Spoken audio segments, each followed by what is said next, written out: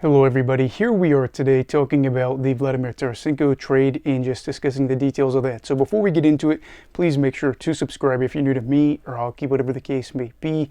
That being said, let's get on into it. So yes, I'm aware there's probably a lot of trades going on while I make this video. I saw the news as I got out of work, and it is an interesting deal that is already garnering a lot of attention as the Ottawa Senators have shipped off Tarasenko to the Florida Panthers. This is in exchange for 2 picks, a 2024 fourth round conditional pick and then a 2025 third round pick. Now the conditional pick can become a third round pick if Florida wins a Stanley Cup. So Ottawa fans, you know what team to root for come playoff time in the Panthers. And this is also something that's garnered a lot of attention from Senators fans saying this is all we got, a fourth round pick and a third round pick for Tarasenko.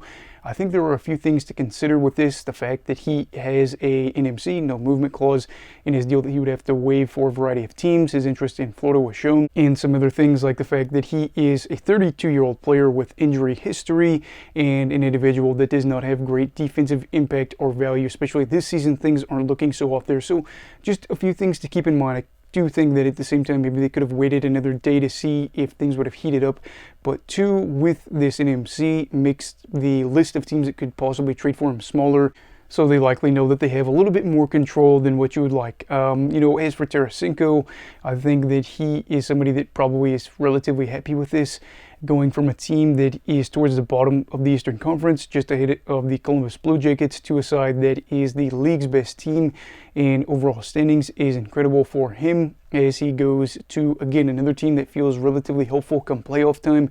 And we talked about the Panthers in a recent video that I did a couple days ago and how they very well could win the President's Trophy for the second time in 3 seasons. They've won 16 out of their past 18 games, had a huge win against the Rangers couple nights ago, and are a team that is obviously on Tarasenko's radar, as he was saying he was willing to get traded to them, and for himself going to yet another team that could get him a ring, not too shabby there. So what are the Panthers getting in all this? Well, with Tarasenko, they are getting an offensive player that can provide impact. We've already discussed, again, the defensive value isn't necessarily huge, really non-existent, but Florida being a team that is better, especially at 5-on-5 play compared to Ottawa defensively, could help things out there a bit. I look at Tarasenko and I see an individual that is, again, kind of around that 50-point pace, that isn't playing a crazy amount of minutes. It could be in a middle 6 role for them. I don't know if it's going to be a second line role or a third line role. It'll probably just get jumbled around here a bit,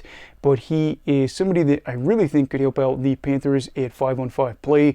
We talked about how their power play has just been electric over their 18-game run that they've kind of been on, and the fact that they still struggle to get goals at 5-on-5. Now, Tarasenko has been able to provide some offensive value for the Senators this year at full strength, so if he can help them out in that situation, that's really good. And he goes from a team that is 12th in goals for per 60 to 8th in goals for per 60, so there's not a massive jump right there, but it is still a little bit of an increase. Maybe he gets some power play time for a power play that, again, has just been on a tear where they will bury teams, and those are some things that could help out his side and himself, just getting an opportunity to be on a better team that has a lot to play for. So all in all, what are my thoughts on this? I think that the Senators are getting some picks. Maybe they could have asked for more, but I think ultimately, though, the Panthers are going to be the team that's a little bit more excited, a little bit more happy, just knowing that they are gearing up for a potential Stanley Cup final run and saying, hey, we went out there and we made a move and we're going to see what our roster looks like.